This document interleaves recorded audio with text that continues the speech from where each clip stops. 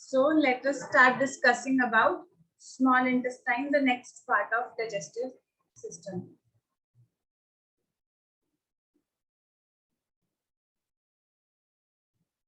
Yeah.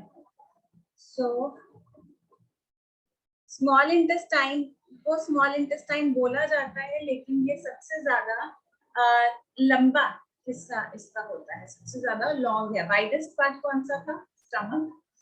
This is the longest part of the alimentary canal, longest part of alimentary canal, जो कि abdominal cavity में present होता है. जो स्टमक होता है हमारा, वो जैसे ही चेस्ट रीजन से नीचे वो डायफ्राम को क्रॉस करके थोरैक्स से एब्डोमेन में एंटर करके तो वहीं पे स्टमक बन जाता है. उसके आगे सबसे लॉन्गेस्ट रीजन जो है वो स्मॉल इंटेस्टाइन का होता है. स्मॉल इंटेस्टाइन को हम 3 हिस्सों में डिवाइड कर सकते हैं. ये मैंने आपको वो डायग्राम जो बनवाई थी उसमें दिखाया था. डुओडेनम जो इस तरीके से ये इतना सी शेप बस इतना होता है. उसके बाद जो मेन कंटेंट हमें दिखता है जेजुनम एंड इलियम. ठीक है, जेजुनम पहले, डुओडेनम सबको याद रहता है क्योंकि सी शेप अलग ही स्ट्रक्चर है. जेजुनम और इलियम में लोग भूल जाते हैं कि कौन सा पहले कौन सा बाद में है. आपको अगर वो वॉल्व याद रहेगा, इलियोसिकल वॉल्व, तो मैंने अपने डायग्राम में भी आपको ड्रॉ करके दिखाया है. यहाँ वाला जो इलियोसिकल वॉल्व है, अगर आपको ये इलियोसिकल वॉल्व याद रहेगा तो आपको अपने आप ध्यान रहेगा कि इलियम के साथ अगर सीकम वॉल्व बना रहा है तो यानी कि इलियम बाद में आता है और जेजुनम पहले आता है. ठीक है, so duodenum is just this C part. ठीक है, डुओडेनम, देन बाकी आता है जेजुनम एंड इलियम, ये वाला बाद का हिस्सा इलियम है. कैसे याद रखेंगे? यहाँ पे जो इलियोसिकल वॉल्व मैंने आपको ड्रॉ करवाया था उससे आप ये चीज ध्यान में रख सकते हैं. अगर इलियम और सीकम के बीच वॉल्व बन रहा है तो ऑब्वियसली लास्ट पार्ट जो है स्मॉल इंटेस्टाइन का वो इलियम है. ठीक है, ऐसे याद रहेगा.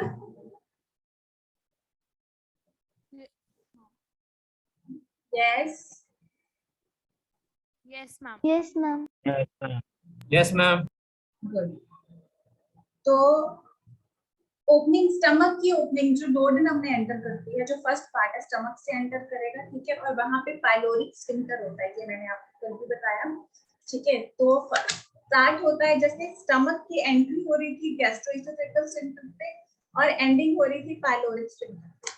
तो ठीक उसी तरीके से यहाँ पे स्टमक की एंट्री हो रही है गैस्ट्रोइसोफेगल स्फिंक्टर से और एग्जिट हो रही है पाइलोरिक स्फिंक्टर से.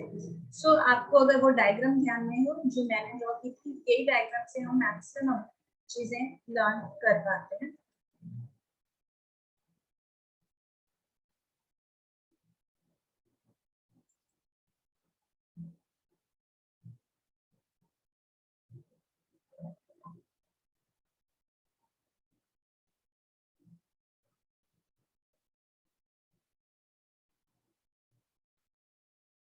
इसी डायग्राम में आप देख सकते हैं इलियोसिकल वॉल्व. ठीक है, ये वाली डायग्राम से मैक्सिमम चीजें आपको याद रहेंगी. ये डुओडेनम, ये जेजुनम, इलियम. यहाँ पे मैंने वॉल्व्स ड्रॉ किए थे. स्टमक की एंट्री पे है पाइलोरिक स्फिंक्टर, स्टमक की एंट्री पे है गैस्ट्रोइसोफेगल स्फिंक्टर और एग्जिट पे है पाइलोरिक स्फिंक्टर. जैसे ही पाइलोरिक स्फिंक्टर के तुरंत बाद ये सी शेप स्ट्रक्चर जो है, ये यहाँ से स्मॉल इंटेस्टाइन शुरू हो जा रहा है. आपको पॉइंटर दिखाई दे रहा है? यस मैम, दिख रहा है. Yes ma'am. जैसे ही पाइलोरिक स्फिंक्टर में आगे सी शेप में एंट्री होती है तो ये डुओडेनम से यानी स्मॉल इंटेस्टाइन शुरू हो जाता है. तो ये सी शेप स्ट्रक्चर डुओडेनम कहलाता है. ये सबको याद रहता है क्योंकि आगे भी जो इसके बारे में फैक्ट्स पढ़ेंगे हम तो ये उससे याद हो जाता है. ठीक है, उसके आगे आता है ये जेजुनम एंड इलियम जो फाइनली इसमें एंटर करता है. तो जैसे स्टमक की एंट्री गैस्ट्रोइसोफेगल स्फिंक्टर या कार्डियक स्फिंक्टर से हो रही थी और एंडिंग इसकी पाइलोरिक स्फिंक्टर से हो रही थी, तो स्मॉल इंटेस्टाइन की जो स्टार्टिंग है वो हो रही है पाइलोरिक स्फिंक्टर से जहाँ पे स्टमक खत्म होता है और इसकी एंडिंग हो रही है जहाँ पे लार्ज इंटेस्टाइन स्टार्ट होता है यानी कि इलियोसिकल वॉल्व से. ये वॉल्व का हमारा एल बनता है.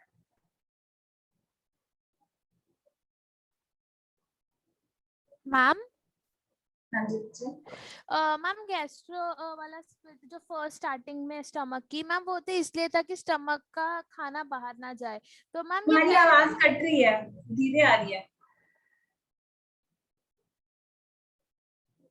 मैम अब ठीक है? हाँ अब ठीक है। मैम मैं ये कह रही हूँ जो हमारा गैस्ट्रो एसोफेगस स्प्लिंटर है मैम वो तो इसलिए था कि स्टमक से खाना बाहर ना जाए।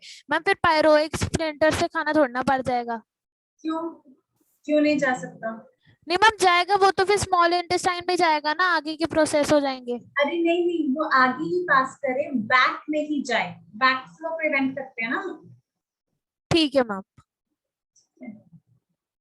हम यूं ऐसे थोड़ी सीधा ही सारा दिन खड़े रहेंगे कि हाँ भाई खाना ऐसे ही ट्रैवल होता रहे, कभी लेट जाते हैं कभी कुछ हो जाता है, तो वो पीछे की तरफ नहीं आए, उसके लिए होते हैं स्फिंक्टर्स। Okay ma'am. स्टमक में पाइलोरिक स्फिंक्टर इसलिए नहीं था कि खाना आगे नहीं जाए, वो आगे पास करना है। स्टमक में गैस्ट्रोएसोफेगल स्फिंक्टर इसलिए है कि वो ऊपर नहीं जाए। हाँ पाइलोरिक स्फिंक्टर तब तक बंद रहेगा जब तक ये चर्निंग मूवमेंट चल रहा है, लेकिन भी वो खुलेगा जब उसको स्मॉल इंटेस्टाइन में फूड को एंटर करना है, तो वो वहां की एंट्री है, अगले अगली तरफ भेजने का दरवाजा है। वो बैक फ्लो प्रिवेंट करने के लिए होते हैं हमेशा, या कंट्रोल्ड फ्लो के लिए। ठीक है मैम। तो इसी डायग्राम से आप ये देख सकते हैं कि इसकी स्टार्टिंग हो रही है पाइलोरिक स्फिंक्टर से स्मॉल इंटेस्टाइन की, और इसकी एंडिंग हो रही है इलियोसिकल वॉल से।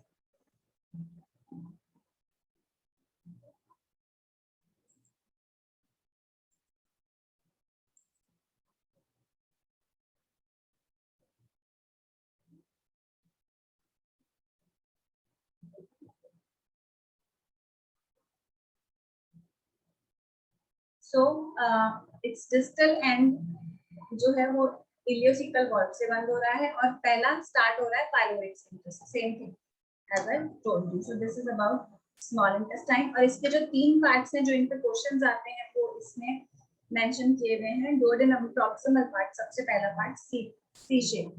अब एनसीईआरटी में पुरानी वाली में इट वाज यू शेप, ठीक है। In current it is C shape. If you get both the options you are going with current NCERT, but in case you don't get C in the option, go for U. Okay?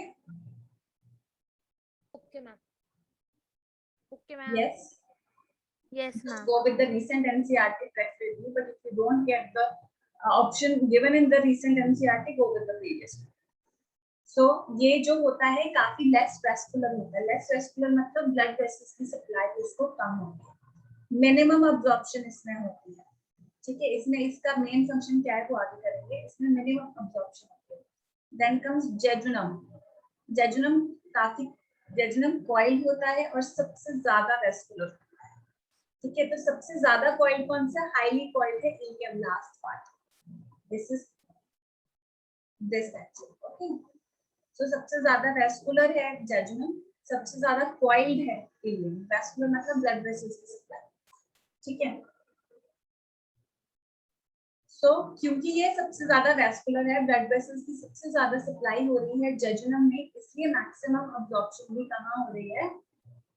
Jejunum में ही, ठीक है। क्योंकि blood vessels में ही, blood vessels lymphatic vessels जो होती है इन्हीं में ही डाइजेस्टिव फूड एंटर करता है, अब्जॉर्प्शन होता है। तो क्योंकि ये सबसे ज्यादा वेस्कुलर है, that is why maximum absorption भी इसमें है।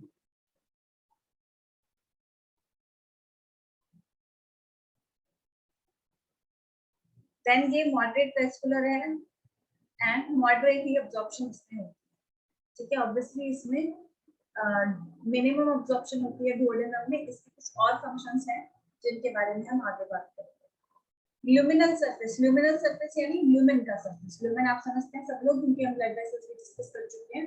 ल्यूमेन मतलब जहां से सब्सटेंस पास करता है, ये बीच का चीज, यानी वॉल की बात नहीं हो रही है यहाँ पे, बीच की चीज की बात हो रही है। ल्यूमिनल सरफेस एरिया जो है वो काफी ज्यादा यहाँ पे इंक्रीज होता है। जैसे हम कहते हैं कि स्मॉल इंटेस्टाइन का सरफेस एरिया बढ़ा हुआ है, काफी ज्यादा इज इंक्रीज्ड मैनी फोल्ड, यानी मल्टीपल टाइम्स बढ़ा हुआ है। मैनी फोल्ड मतलब मल्टीपल टाइम्स बढ़ा हुआ है बाय प्रेजेंस ऑफ विलाई। तो तो यहाँ पे these villi are finger like structures, ठीक है, वो finger like structures इनको हम लोग बोल देते हैं presence of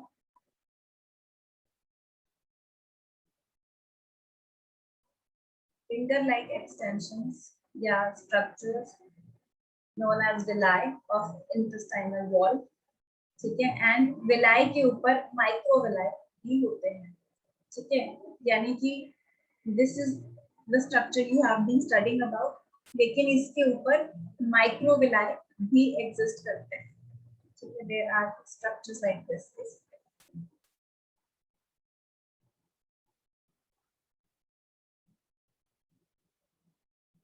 सो विलाई है, विलाई के ऊपर there are microvilli to increase the surface area even further. So this is vilus, और एक विलाई जो एक सिंगल होता है, विलाई का सिंगल फॉर्म vilus होता है, उसके ऊपर ये वाले जो हैं they are microvilli, ठीक है, we will get onto structure ahead.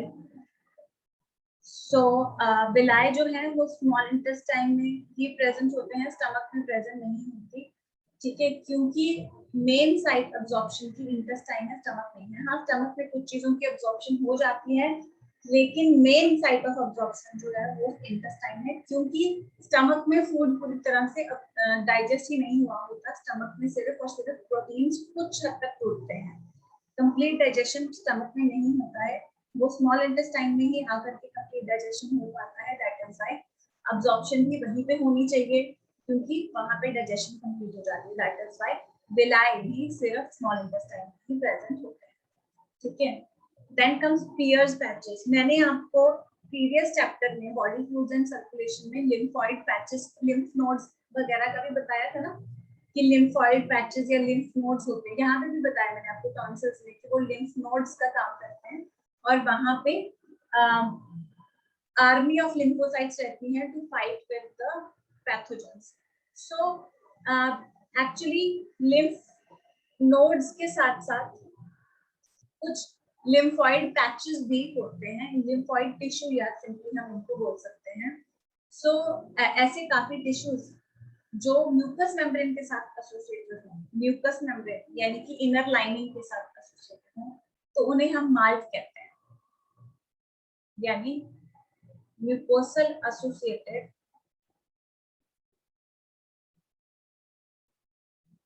Lymphoid tissue, ठीक है, यानी म्यूकस मेम्ब्रेन के साथ एसोसिएटेड लिम्फोइड टिश्यू हो, तो उसमें अब हमारी बॉडी में मैक्सिमम अगर लिम्फोइड टिश्यू कहाँ पे होता है हम बात करें तो वो माल्ट होता है, म्यूकस मेम्ब्रेन के साथ एसोसिएटेड होता है, ठीक है। अगर हम बात करें देखें इसको, तो यहाँ पे क्या देख रहे हैं हम कि ये भी एक तरीके से लिम्फ नोड्यूल्स, छोटे छोटे से नोड्यूल्स, क्लस्टर्स, ढेर बना हुआ होता है, पूरा एक वाइट पैच जैसा बन जाता है म्यूकस मेम्ब्रेन के ऊपर, ठीक है। ये पियर्स पैचेस हमें इंटेस्टाइन में दिखते हैं। क्यों आते हैं यहाँ पे इंटेस्टाइन में पियर्स पैचेस का क्या काम है, कोई गेस कर सकता है? सिंपल सी बात है, ये होते हैं इम्यूनिटी के लिए। इंटेस्टाइन में क्यों चाहिए? जर्म्स किल करने के लिए, मतलब खाना हम खा रहे हैं ना, हम वो चीज बाहर से आ रही है, ठीक है, तो खाना है वो बाहर से आ रहा है बॉडी में अंदर, तो वो बॉडी का ट्रायल होता है एक तरीके से कि जैसे एक और ट्रायल का हमने पीछे बात की थी बॉडी फ्लूइड्स एंड सर्कुलेशन में, कि वो क्या था, portal circulation, hepatic portal circulation, की लिवर टॉक्सिक सब्सटेंसेस को खत्म करता है। देन यहाँ पे हम कह सकते हैं कि पियर्स पैचेस में भी लिम्फ नोड्स हैं, फिर भी कुछ पैथोजेंस आ जाते हैं, तो वो ट्राई करता है अगर खाने के साथ कुछ पैथोजेंस आ जाते हैं उनको फाइट करने के लिए, ठीक है। So that can be the reason for this. Clear है? स्मॉल इंटेस्टाइन सबको क्लियर है? मैम ये पेरिस पैचेस फिर बता दो। तुम गायब हो गई थी, इसका मतलब? नहीं मैम, मेरे को अजीब समझ नहीं आया। हाँ, जैसे मैंने आपको लिम्फेटिक सिस्टम में बताया था कि इसमें लिम्फ नोड्स, लिम्फोइड टिश्यू, ये सारे सब चीजें होती हैं जहाँ पे लिम्फोसाइट्स या ब्लड सेल्स क्या होते हैं, हमारे बॉडी के फौजी होते हैं, है ना, आर्मी मैन होते हैं, तो सोल्जर्स होते हैं, तो ये क्या करते हैं, ये पैथोजेंस के साथ फाइट करते हैं। अब पैथोजेंस के साथ फाइट करने के लिए इनको बैटल ग्राउंड भी तो चाहिए जहां पे रह के ये लड़ सके, तो वो बैटल ग्राउंड इनको प्रोवाइड करते हैं ये लिम्फ नोड्स और ये लिम्फोइड पैचेस। अब लिम्फोइड पैचेस या लिम्फोइड टिश्यू में हमारी बॉडी में सबसे अबंडेंट लिम्फोइड टिश्यू कौन सा है? म्यूकोसल एसोसिएटेड लिम्फोइड टिश्यू, जो म्यूकस मेम्ब्रेन के साथ एसोसिएटेड है। ठीक है, तो म्यूकस मेम्ब्रेन के साथ जो एसोसिएटेड है, तो म्यूकस मेम्ब्रेन के साथ जो एसोसिएटेड होता है उसके लिए मैंने आपको टर्म यहाँ पे बता दी। हालांकि हम ह्यूमन हेल्थ एंड डिजीज में इस टर्म को करते हैं, बट बताने में मुझे नहीं लगता कोई हर्ज है, क्योंकि it is easy term. Mucosal associated lymphoid tissue यानी म्यूकस मेम्ब्रेन के साथ एसोसिएटेड है या म्यूकस मेम्ब्रेन के ऊपर है ऐसा लिम्फोइड टिश्यू। तो उनमें से एक है Peyer's patches, is example of MALT, क्योंकि ये भी म्यूकस मेम्ब्रेन के ऊपर है, यानी कि लिम्फोइड टिश्यू के पैच बना रहे हैं म्यूकस मेम्ब्रेन। ठीक है, तो ये इलियम जो स्मॉल इंटेस्टाइन है इसमें क्लस्टर्स में होते हैं कि बाय चांस कोई पैथोजेंस एंटर कर जाते हैं तो बॉडी ट्राई करती है उनसे फाइट करने के लिए यहाँ पे लिम्फोइड पैचेस पे लिम्फोसाइट्स, ताकि इनको फाइट कर सके। समझ आया? Yes ma'am. So this is about small intestine. Let's study about large intestine now. देखो small intestine, large intestine नाम सुनते हमें ऐसा लगता है कि small वाला छोटा है and large वाला बड़ा है। Actually इनका diameter ऐसा है, small intestine का diameter छोटा है and large का बड़ा है। Length की बात करें तो small intestine बड़ा है, ठीक है, सबसे longest है।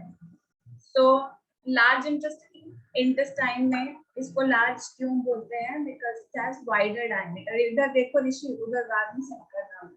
Large intestine has wider diameter as compared to small intestine. इसमें सीकम, कोलन, रेक्टम, ये 3 पार्ट्स होते हैं। ठीक है, तो दिस वन, ये एक बैग जैसा स्ट्रक्चर यहाँ पे होता है, ब्रॉड बैग जैसा स्ट्रक्चर, जिसको सीकम बोलते हैं। ठीक है, उसके बाद ये कोलन होता है। ठीक है,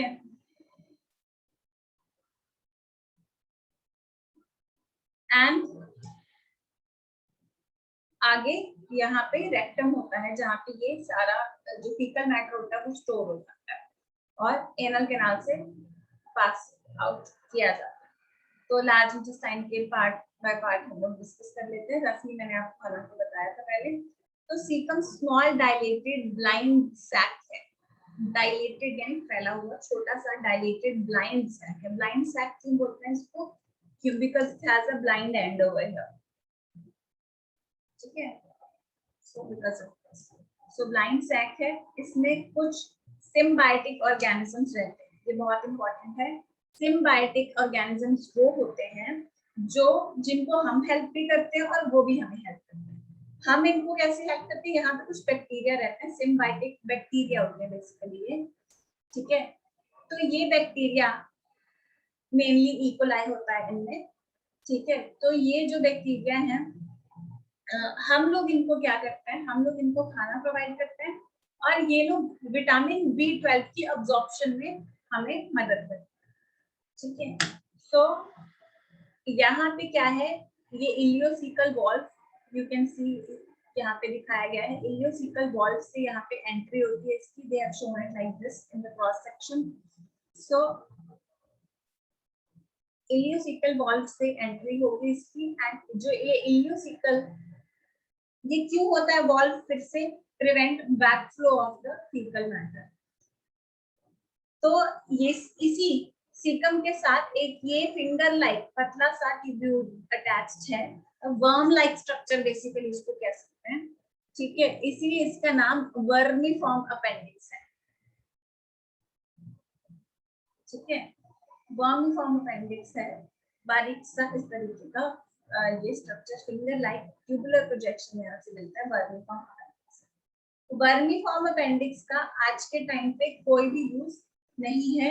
इट इज वेस्टिजियल ऑर्गन, यानी हमारे पूर्वजों में इसका रहा होगा कोई ना कोई यूज, लेकिन हमारे लिए it is vestigial, not of any use. ऐसे कुछ ऑर्गन्स बॉडी में होते हैं जिनका कोई इस्तेमाल नहीं है, उनको वेस्टिजियल ऑर्गन्स बोलते हैं। उनका हिस्टोरिकल इंपॉर्टेंस होता है, एवोल्यूशनरी इंपॉर्टेंस होता है। अब वर्मीफॉर्म अपेंडिक्स लिम्फोइड टिश्यू से भरा हुआ होता है, ठीक है, फिल्ड ऑब्वियसली वो ब्लॉक हुआ है तो it has to get filled, तो लिम्फोइड टिश्यू से फिल्ड होता है। इसमें अगर इन्फेक्शन हो जाए यानी कि इसका इन्फ्लेमेशन अगर हो जाए तो उसको अपेंडिसाइटिस बोलते हैं। क्योंकि ये फालतू है, कोई इसका यूज नहीं है, तो फॉरेन कंट्रीज में ज्यादातर छोटे बच्चों में ही इसको कट कर दिया जाता है। यहाँ पे भी अगर अपेंडिसाइटिस होता है तो अपेंडिसाइटिस का ट्रीटमेंट नहीं किया जाता क्योंकि इसका कोई इस्तेमाल नहीं है, जस्ट सर्जरी करके इसको रिमूव कर दिया जाता है। और जब इसका सर्जिकल रिमूवल होता है उसको हम क्या बोलते हैं?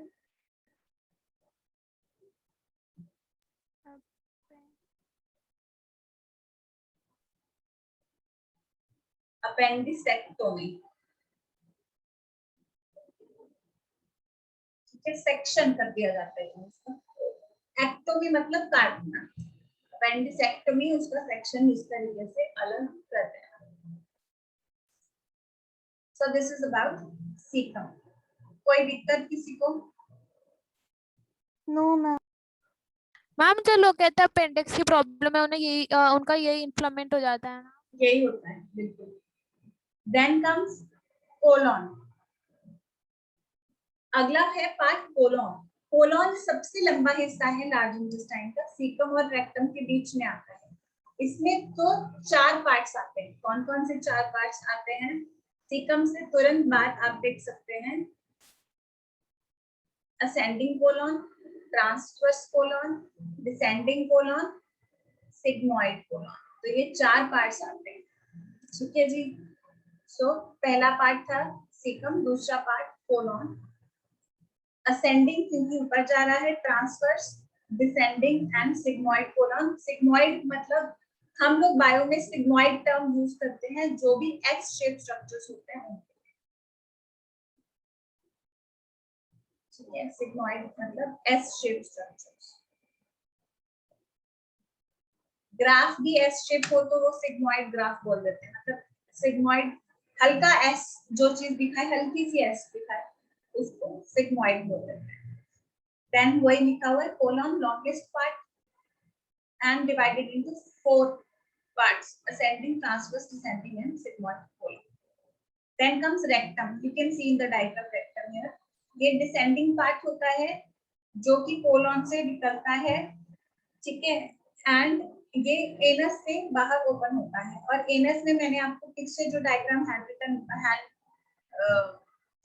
which I drew by hand, so I told you in that diagram कि एनस में 2 स्फिंक्टर्स होते हैं, internal and external. Internal sphincter I told you कि स्मूथ मसल्स का होता है और इनवॉलंटरी होता है। एक्सटर्नल स्ट्रेटेड मसल्स या स्ट्रिप मसल्स या स्केलेटल मसल्स का बना होता है, यानी कंट्रोल में होता है, ठीक है।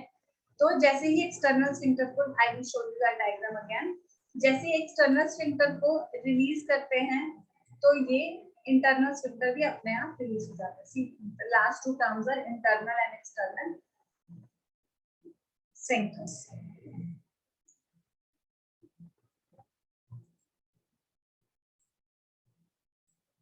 एक और चीज जो यहाँ पे बता रखी है, ये आपने सुना होगा, क्या बोल देते हैं इसको नॉर्मली,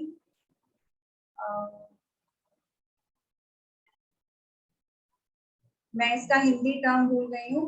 ये रेक्टल वेन्स में, रेक्टम में एक्चुअली काफी वेन्स होती हैं। आपने कई बार सुना होगा किसी को तुरंत कई बार एंजाइना पेक्टोरिस हो जाती है। एंजाइना पेक्टोरिस यानी अचानक हार्ट में दर्द होना शुरू हो जाता है, तो उसको हम तुरंत उसकी जीभ के नीचे जीपीएन लगा देते हैं, ठीक है। जीभ के नीचे रख दो, एक टैबलेट आती है ग्लिसराइल टाइनेट्रेट, तो उसके टंग के नीचे हम लोग तुरंत रख देते हैं कि भाई वो डायलेट हो जाएगी, है ना, इसकी वेसल्स वगैरह।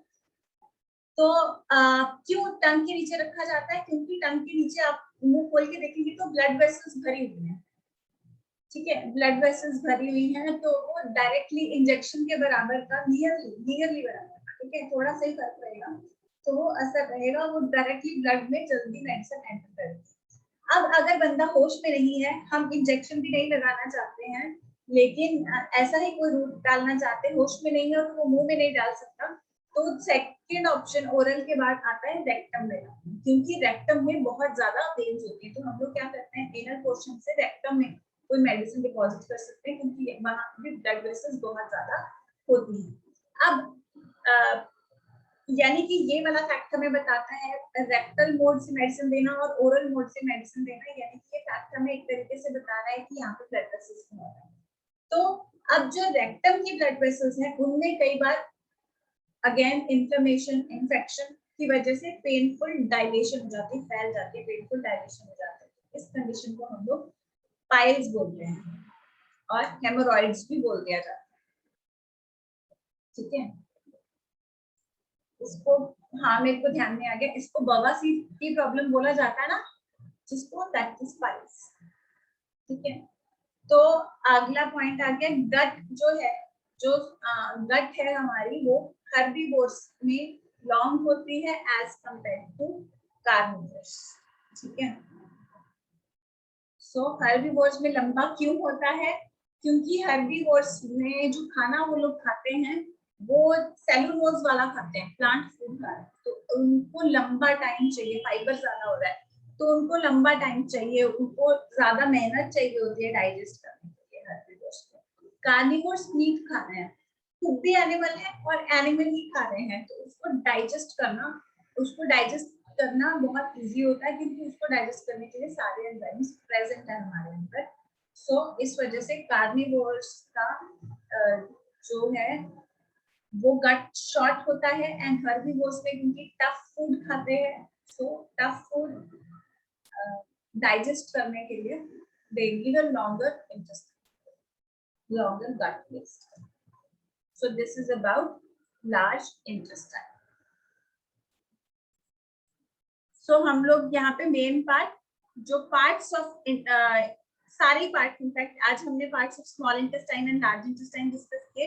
अदरवाइज अगर हम लोग नॉर्मल एनाटॉमी की बात करें तो नॉर्मल हम लोग सारा जो डाइजेस्टिव ट्रैक्ट है इसको हम लोग डाइजेस्टिव ट्रैक्ट, जिसको हम गट GUT गट या माउथ से शुरू होकर के एनस में खत्म होता है, गट बोल देते हैं इसको लेमन लैंग्वेज में। अदरवाइज गैस्ट्रोइंटेस्टाइनल ट्रैक्ट भी इसको बोला जाता है। तो इसके नॉर्मल पार्ट्स हमने डिस्कस कर लिए हैं, नॉर्मल एनाटॉमी वगैरह इसके हमने सारे डिस्कस कर ली है, सारे till anus we have all discussed about this. ठीक है, in the next lecture we shall be moving on its histology, that is we will be studying about its tissues. So that's all with this lecture.